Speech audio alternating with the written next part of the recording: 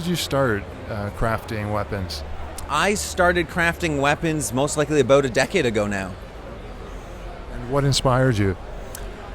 I think the most thing that inspired me to start crafting weapons was the martial art that I practiced. I couldn't get those weapons, and each weapon has a certain balance to it, and without having that balance, there's no way to understand how to move with it. So I felt the only thing I could do was to learn how to build those weapons, of course not sharpen them, and start practicing with them.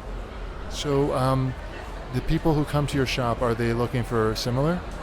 I think that people that come to my shop don't have a clue of what I actually offer. When they come in, they tend to stop just before the barrier and go, it's like, come on in, check it out, play with things. Right. The some that do, they understand that they're looking for the quality, they're looking for a certain look. Others are just looking to learn something new.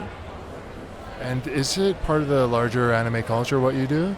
I don't think at all part of the anime culture. The main reason I started coming to Anime North 9 years ago, celebration, number 9's a big deal for me, was that media says ninjutsu is this, and we can find that throughout manga, everywhere. And I wanted to kind of portray my perspective of what ninjutsu is, so it kind of is a place that I can share my philosophies, my understanding of the practice, with a society that has read about it for decades. What do you think some of the main misconceptions of it are? As there's many misconceptions. One is my favorite, it's like we're only dressed in black.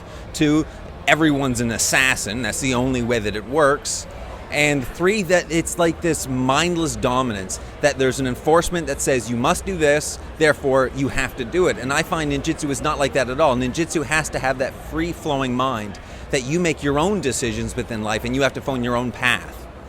That's fascinating. So how would you describe like the general worldview or philosophy of it? Perhaps like the value of having weapons in the worldview.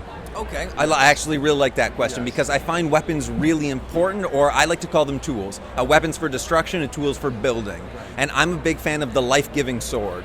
So understanding how to use all of these tools is not to actually use them against society. It is for my internal understanding that I build my confidence, that I've been practicing martial arts for over 20 years. I've never been in a fight. In times when people have wanted to instigate something, I've always been able to talk them down. And I think a big part of that comes from having the confidence to know how to use a plethora of tools. I don't need to use them. I can talk through, I can see a solution without having to give in to violence.